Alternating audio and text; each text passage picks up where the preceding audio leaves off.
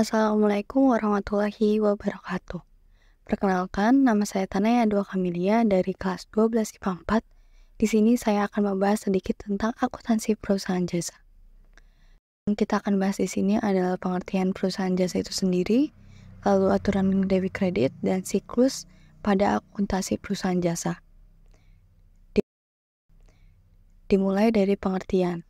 Pengertian akuntansi perusahaan jasa adalah suatu bidang dalam akuntansi yang berkaitan dengan pengelolaan, keuangan, dan pencatatan transaksi keuangan yang terjadi dalam perusahaan jasa. Selanjutnya yang kita akan bahas adalah aturan debit kredit dalam akuntansi perusahaan jasa. Yang pertama ada harta. Harta bertambah masuk ke dalam debit dan berkurang termasuk ke kredit. Yang termasuk harta adalah kas piutang, sewa dibayar di muka, perlengkapan, peralatan, akumulasi penyusutan peralatan, kendaraan, gedung, dan asuransi dibayar di muka. Yang kedua ada hutang. Hutang jika bertambah masuk ke dalam kredit dan berkurang termasuk ke dalam debit. Hutang itu dibagi dua, yaitu ada utang usaha. Utang usaha itu dengan jangka yang pendek. Yang kedua adalah hutang bank. Hutang bank itu biasanya jangkanya panjang. Yang ketiga ada modal. Modal jika bertambah ke dalam kredit dan berkurang termasuk ke dalam debit. Yang termasuk modal itu yang pertama modal dan yang kedua adalah prive. Prive itu mengurangi modal. Jadi prive itu kebalikan dari modal. Jika prive bertambah termasuk ke dalam debit, jika berkurang termasuk dalam kredit. Sama dengan akumulasi penyusutan peralatan dalam harta. Itu bersifat mengurangi harta. Jadi terbalik, jika akumulasi penyusutan peralatan bertambah, maka termasuk ke kredit, jika berkurang masuk ke dalam debit. Lalu yang keempat ada pendapatan. Pendapatan jika bertambah masuk ke dalam kredit, jika berkurang masuk ke dalam debit. Pendapatan dibagi dua, ada pendapatan jasa, yang kedua ada pendapatan lain-lain. Pendapatan lain-lain itu contohnya dari bunga dari bank, hibah, dan lain-lain. Yang terakhir atau yang kelima adalah beban. Beban jika bertambah masuk ke dalam debit, dan jika berkurang termasuk ke dalam kredit. Yang termasuk ke dalam beban adalah beban gaji, beban listrik, beban perlengkapan, beban sewa, beban asuransi, beban iklan, dan beban penyusutan peralatan atau lain-lain. Agar kita gampang menghafal, kita harus memerlukan 5 jari kita. Kita anggap bahwa harta dan beban itu adalah jari jempol dan jari kelingking. Jika bertambah keduanya masuk ke dalam debit, jika berkurang masuk ke dalam kredit. Dan hutang, modal, pendapatan secara berutur itu adalah jari telunjuk, jari tengah, dan jari manis. Jadi anggap aja kalau hutang itu jari telunjuk, modal adalah jari tengah, dan pendapatan adalah jari manis. Jika ketiganya bertambah, masuk ke dalam kredit, dan jika berkurang, termasuk ke dalam debit. Selanjutnya, kita akan membahas siklus. Siklus dalam akuntansi perusahaan jasa, yaitu ada transaksi, jurnal umum, buku besar, lalu keterangan saldo, jurnal penyesuaian, kertas kerja atau worksheet, laporan keuangan, jurnal penutup, dan jurnal pembalik. Mari kita bahas satu-satu di dalam siklus ini.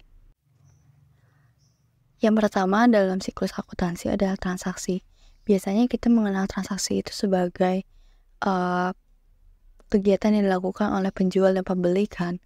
Dalam akuntansi ini berbeda karena transaksi dalam akuntansi adalah suatu kegiatan yang dapat mempengaruhi keuangan dalam perusahaan. Mempengaruhinya itu berupa menambah atau mengurangi keuangan tersebut.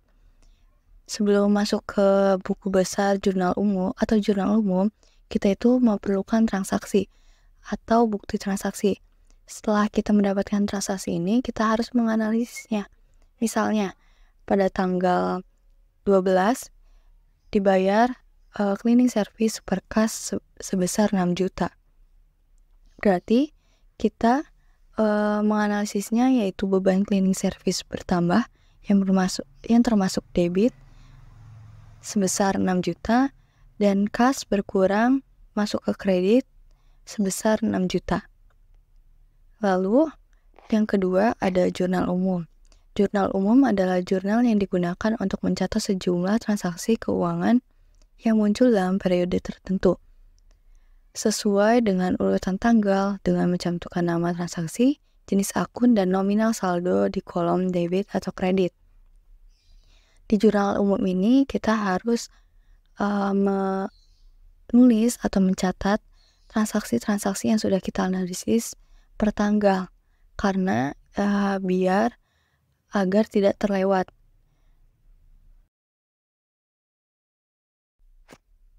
Yang ketiga dalam siklus akuntansi adalah buku besar. Buku besar adalah alat yang digunakan untuk mencatat semua transaksi keuangan suatu perusahaan jasa. Isinya adalah akun-akun yang berada dalam jurnal umum. Misalnya, ada akun piutang, ada akun perlengkapan, peralatan, dan lain-lain. Itu mereka akan mempunyai kode-kode tersendiri yang akan bisa diisi ref. Misalnya, yang tadi kita analisis yaitu beban cleaning service. Beban cleaning service di buku besar, contohnya akun beban adalah akun 5. Misalkan cleaning service itu urutan 13. Jadi kode akunnya adalah 513.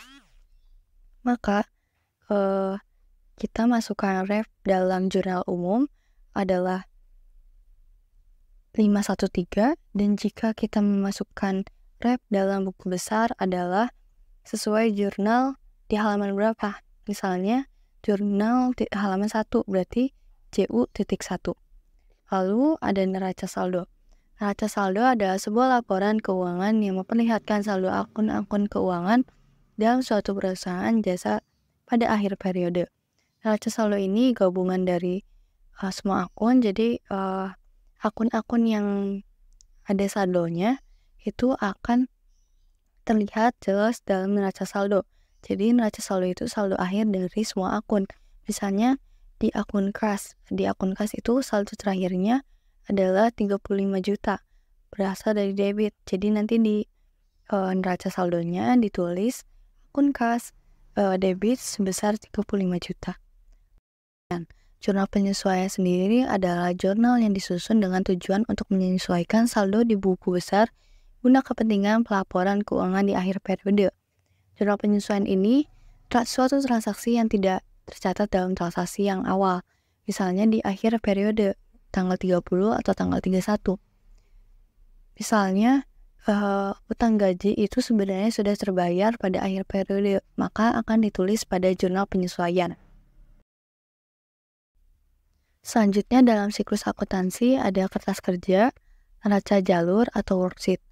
Adalah suatu kertas berkolom-kolom atau berlajur-lajur yang direncanakan secara khusus untuk menghimpun semua data akuntansi yang dibutuhkan pada saat perusahaan jasa akan menyusun laporan keuangan secara sistematis.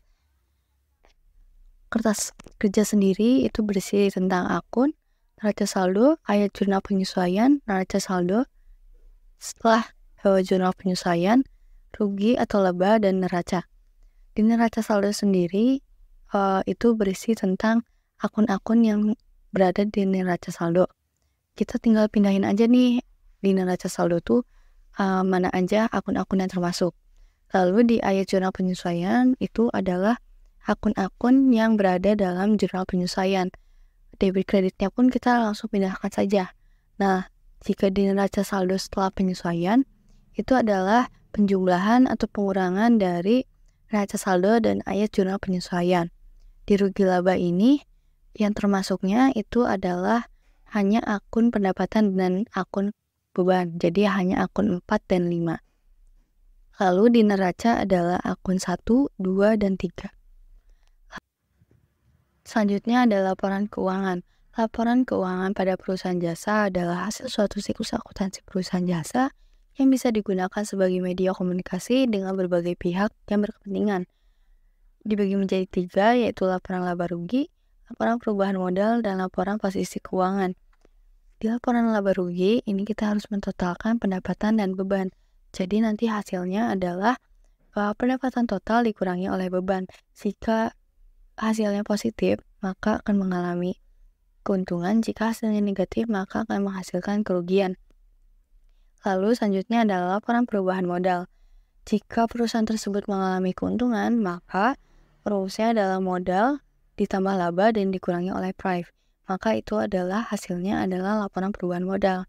Jika mengalami kerugian, maka modal dikurangi rugi dikurangi oleh price. Yang ketiga adalah laporan neraca. Laporan neraca itu dibagi dua menjadi aktiva dan pasifa. Di aktiva ini diisi oleh akun 1, tetapi ada aktiva lancar dan aktiva tetap.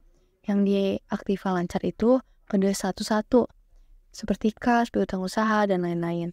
Nah, jika di aktiva tetap itu termasuk kode akun 12, yaitu seperti akumulasi penyusunan peralatan kantor, dan lain-lain. Lalu ada pasifa. Pasifa itu berisi utang dan modal.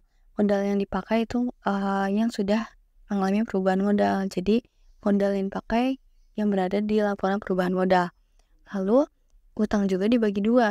Ada utang jangka pendek dan utang jangka panjang. Kalau jangka pendek itu seperti utang usaha, utang gaji, utang bunga. Jika utang jangka panjang adalah utang bank. Lalu yang aktiva lancar dan aktiva tetap itu akan ditambahkan, dan yang pasifa, utang jangka pendek, utang jangka panjang, dan modal itu harus ditambahkan. Hasilnya antara aktiva dan pasifa harus balance. Selanjutnya ada jurnal penutup. Jurnal penutup adalah jurnal yang dilakukan pada akhir periode untuk menutup atau menolkan saldo-saldo akun pendapatan, beban, dan akun price. Jadi di jurnal penutup ini kita memerlukan ikhtisar laba rugi. Jadi untuk menutup akun pendapatan maka kita harus menggunakan ikhtisar laba rugi.